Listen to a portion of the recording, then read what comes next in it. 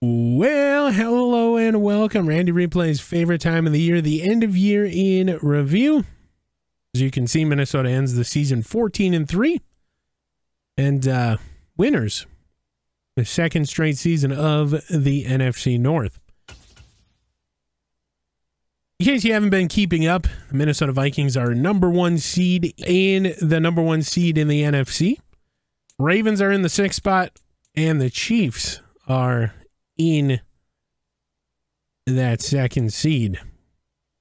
Ongoing right now, San Francisco 49ers and Philadelphia Eagles, so we won't know the Niners' fate until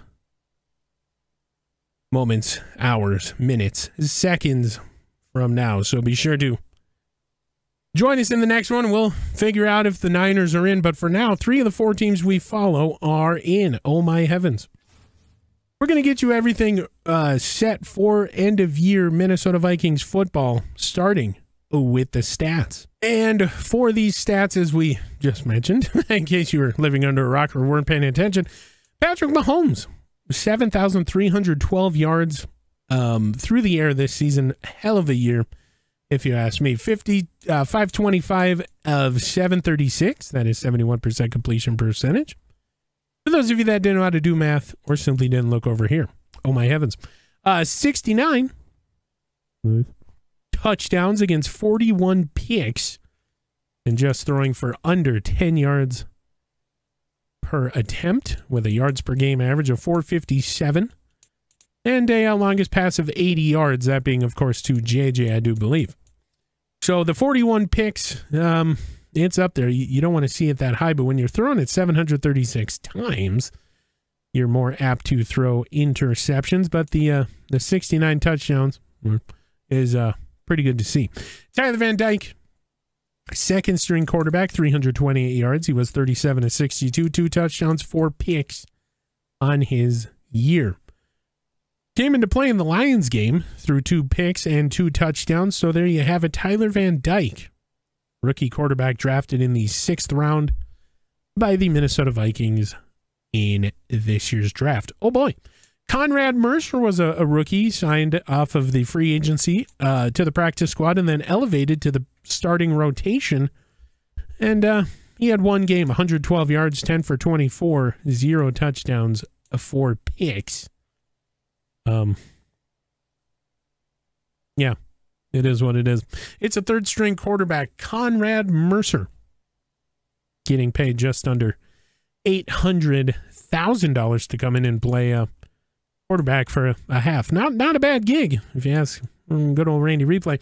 In the rushing game, Dalvin Cook, 603 carries, 3,260 yards, 26 touchdowns, 4 fumbles, 117 broken tackles, 1,026 yards after first contact. Longest run is 75, played in 16 games. So Dalvin Cook, the #1 running back in the NFL this season, strong candidate for MVP. It's not usually a running back, but if there was a running back to win it this year, it has to be Dalvin. I mean, we've never seen that kind of rushing yards, setting a single season rushing record of, we'll fact check that here in moments. Of at least for running backs, 3,260 yards there on the season. Mohamed Ibrahim, 83 carries, 372, 3 touchdowns, 2 fumbles. Longest of 15 yards. I do believe that came in the last game of the season.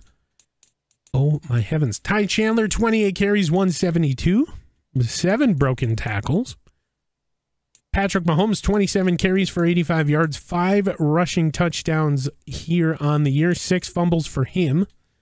Jackson Smith and Jigba off the end arounds, 9 for 38. Adam Thielen, 5 for 36. JJ, 8 for 27. CJ Ham, 6 for 14. Tyler Harrell, 2 for 11. And then Conrad Mercer, the quarterback, 3rd stringer as of now, 1 for 10.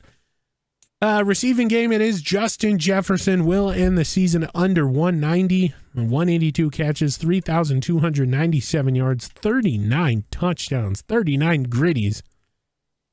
By the way, the Twin Cities, longest catch of 77, so it is Adam Thielen with the longest of 80. for Patrick Mahomes. Oh, boy. Jackson Smith and Jigba, rookie season. Not a bad stat line. 96 catches, 1,135 yards, 8 touchdowns. And he really didn't even get significant playing time until after the bye week. So this isn't a half a year. Give or take a few games. My goodness. So with Adam Thielen contemplating retirement, no matter what the outcome at the end of the year, you got to look at Jackson Smith and Jigba and think, my heavens, what a number 2 to have alongside JJ, or a cross, however you want to look. Minnesota picks up a good slot receiver in the draft this season. We could be dangerous. Oh, boy. For the aforementioned Adam Thielen, 93 catches, 1,119, and 7 touchdowns, giving Minnesota 3 players with over 1,000 yards receiving. The first time that has happened here in year 2 of this franchise. So 3 deep, version 2.0, at least for 1 year. Adam Thielen, if he decides to come back, he'll be welcomed with open arms, of course.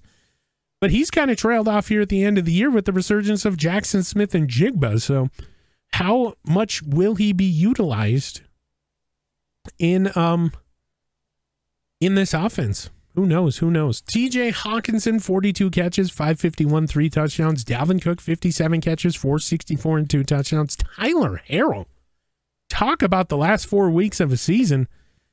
Despite saying that he's played, he only received catches here in the last 4 weeks. 20 catches, 219, and no touchdowns. I do believe this takes into account the kickoff and punt returns being played as well. So 20 catches for 219 in about 4, 5, 6 games worth of work. That's not terrible for a kick returner drafted in the 6th or 7th round. Maybe the 6th. Either way, not bad. Jelani Woods, 18 catches, 194, 2 touchdowns. Josh Oliver, 8 for 126 and a touchdown. Ty Chandler, 6 for 65. CJ Hamlama Ding Dong, we get him for 1 more year, and then he's expected to ride off into the sunset. 9 for 59, 3 touchdowns. Jalen Naylor, 8 for 55. And then Mo Ibrahim, 2 catches, 23 yards, and a touchdown. Nobody, and we mean nobody, cares about total blocking. But if you do care, the guy that gave up the most amount of sacks is pretty much every starter that's not a rookie on the offensive line. Oh, my heavens. There you go.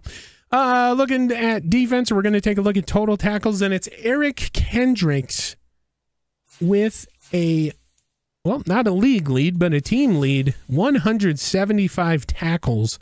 And if there is ever a guy that needs to be named NFL Comeback Player of the Year, it's Eric Kendricks. We've been saying it in every game, sounding like a broken bricking record.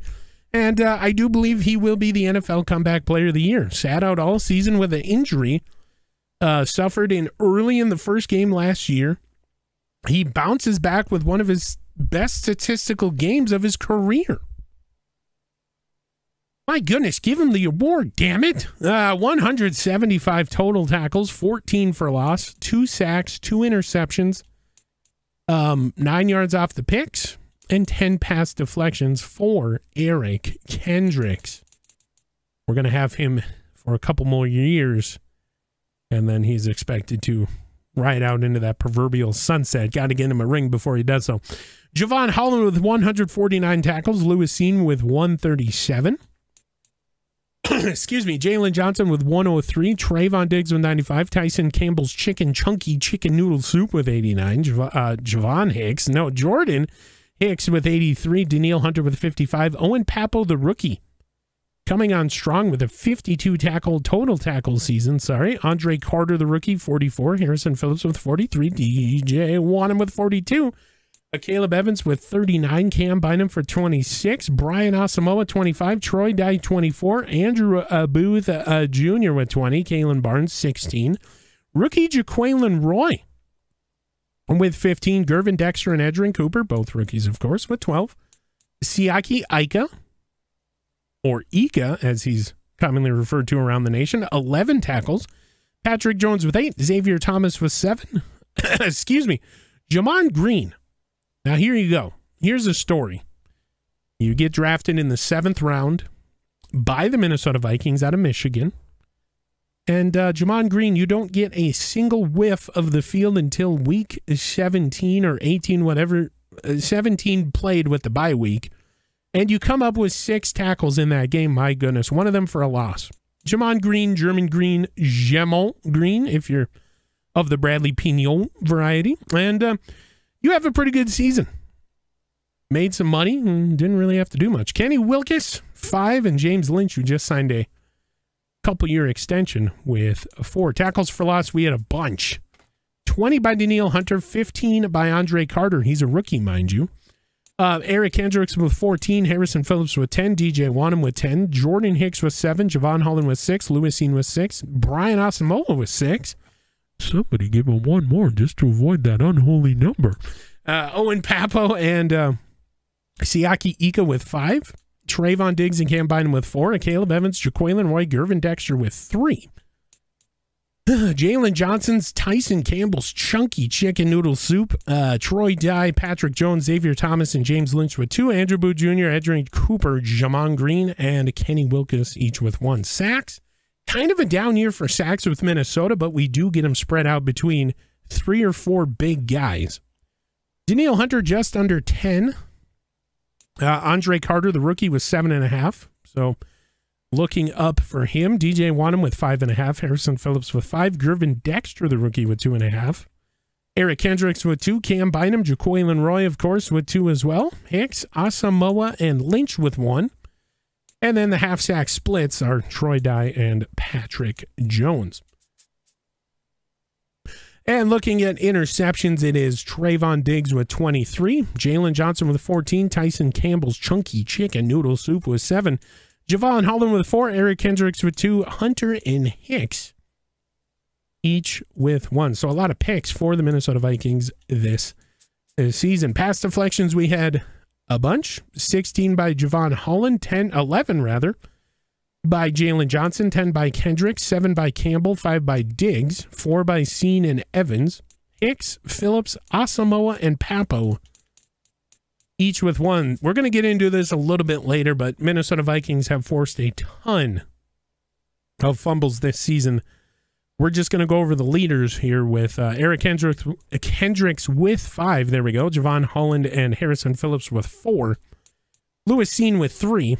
And leaders for the fumble recoveries are Holland, Phillips, Johnson, Diggs, Campbell, Hicks, and Asamoah. For those of you that care, we'll go down into the ones really quick and show you the rookies causing fumbles here in this hard-hitting defensive scheme. Oh, my heavens. And for Andrew Booth Jr., ended the year with 5 blocked kicks.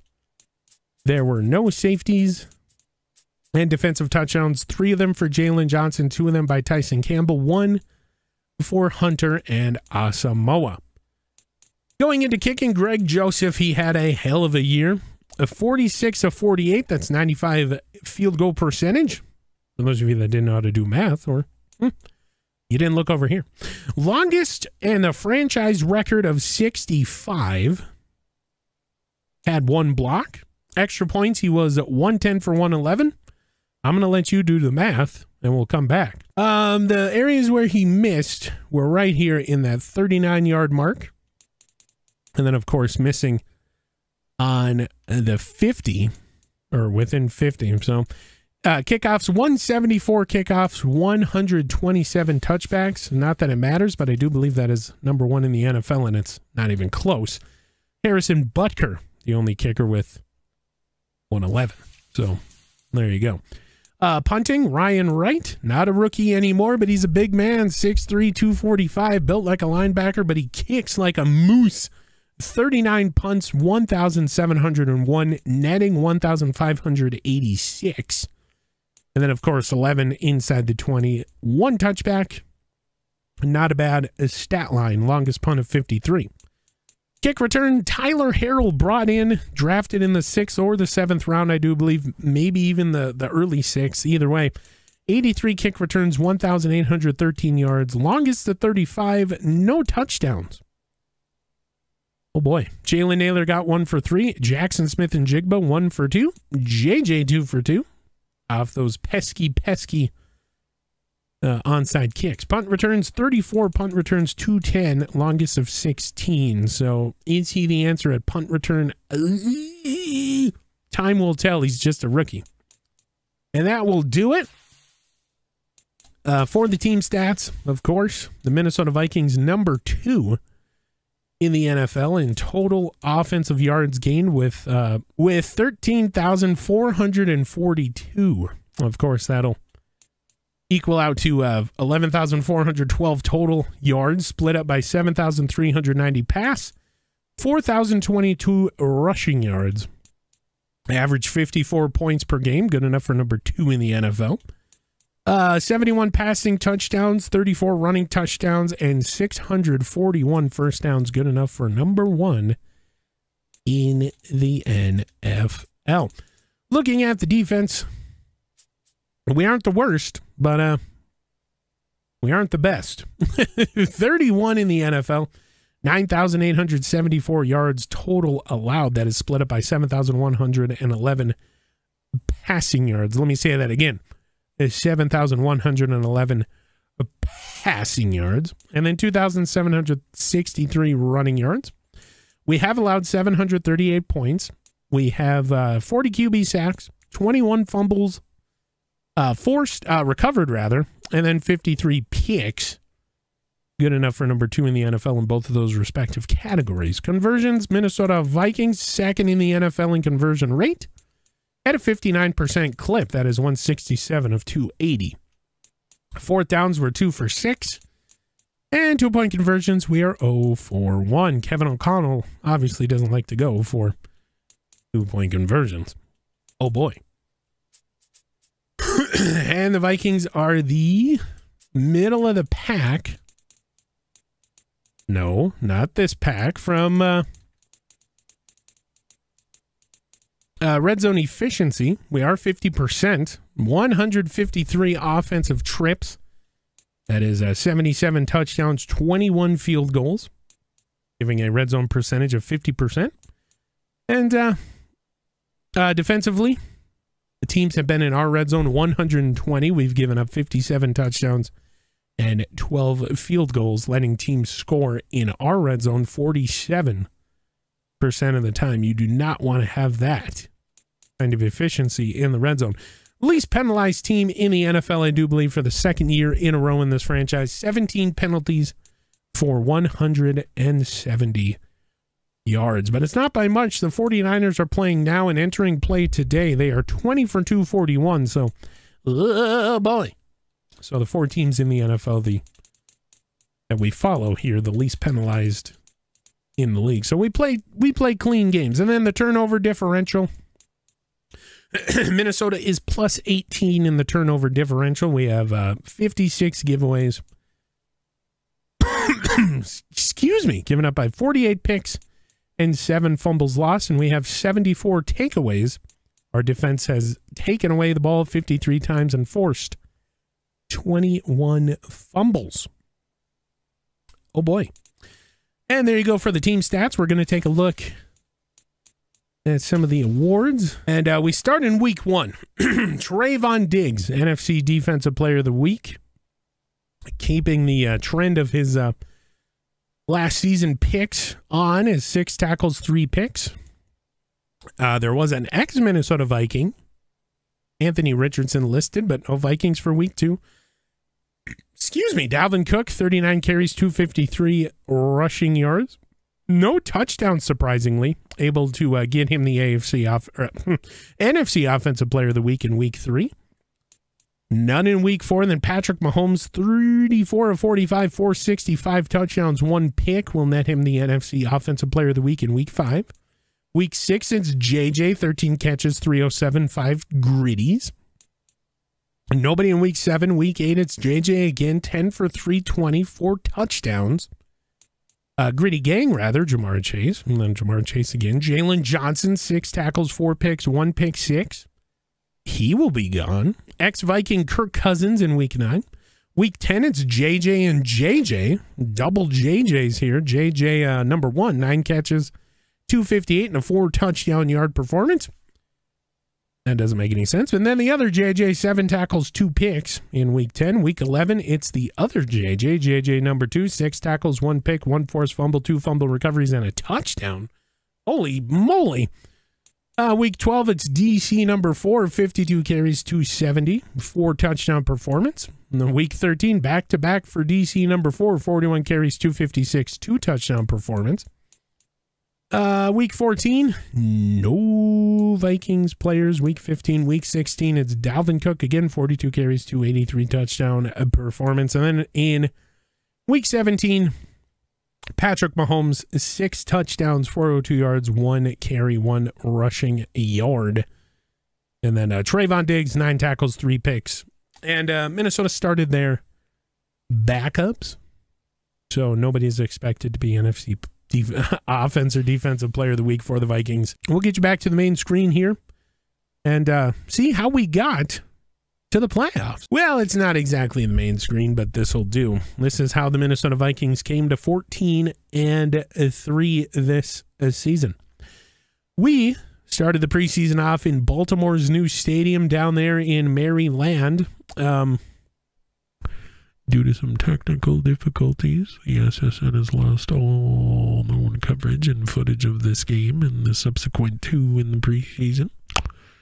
So, get good, kid. You're trash. The Baltimore Ravens took care of business 43-27, christening their new stadium, that being in preseason or regular season football. Then we welcomed the Falcons in 64-26 losers. Our backups are not that good. And then the Browns beat us 69-35. So doesn't look good for the Minnesota Vikings. We got rookie quarterback Anthony Richardson. He doesn't look that good. And then, of course, prior to the season starting, we make the trade. Patrick Mahomes, a number 1, and I do believe it's DeMarvion Overshown for Patrick Mahomes. And we welcome him in with open arms, and we take care of business. Week 1 against the Panthers, 54-35. Oh, my goodness. And, of course, week number 2 is a Packer week. Border battle number 3 of this franchise, 50-46 victors. And then the proverbial chip on our shoulder, the salt in our wounds, the Los Angeles Chargers. We've struggled against them as of late, but we overcome the beast, 59-52, climbed to 3-0. Nelly. And then we stay in L.A., back-to-back games in L.A., and we take care of the Rams 51-27, and we climb to 4-0. Then we take on the Broncos. We win in heartbreaking, if you're a Broncos fan, fashion, 60-57. And we are now 5-0, going what we hope into the bye week is 6-0. But we do have a little bit of a questionable play call by Patrick Mahomes there at the end of regulation, and we lose to the Falcons, the Dirty Birdies, 73-76 in just a heartbreaker. The team is now 5-1 going into their bye week. Ouch. It hurts. Randy's took a couple days off. He went on a little beach vacation. He sat down and contemplated his life for a little bit. If he's in the right spot, what he just witnessed on the field, oh boy. And then he comes back and Minnesota wins 58-50 in the Fan Appreciation Week. Of course, the home game after every bye week. And then we take on the Chiefs. It looks bad throughout the whole game, but Minnesota, for all intents and purposes, comes back and makes it interesting on paper, 55-66. And the team has a couple losses. We're now 7-2. Oh boy.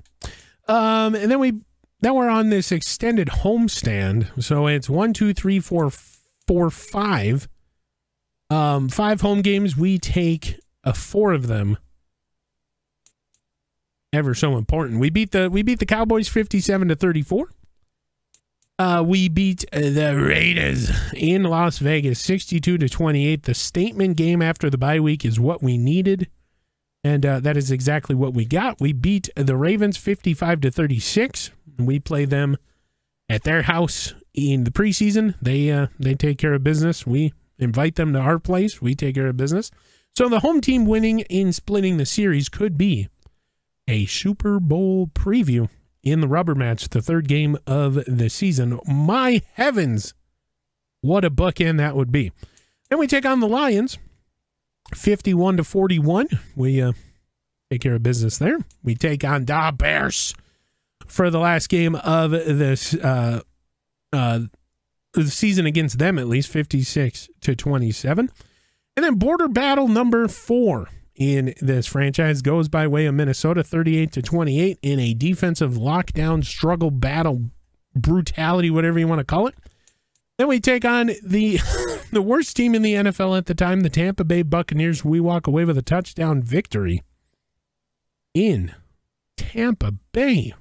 At the time, 1-14. My heavens. What are we doing? And then, of course, we take on the Aints. We take care of business, 61-44. We are now 14-2, feeling ourselves going into the last week of the season. We rest our starters. The Minnesota Vikings lock up the NFC North and the number 1 seed after week 15 going into week 17. And then, of course, we rest our starters and get mauled by the Motor City Kitties, and we split with the Lions this season. Oh boy. So getting you back to the main screen, that is everything at 2023-2024 Minnesota Vikings football. What a season it's been. Similar to last year, the Minnesota Vikings take the NFC North, enter in the NFL playoffs. 14-3.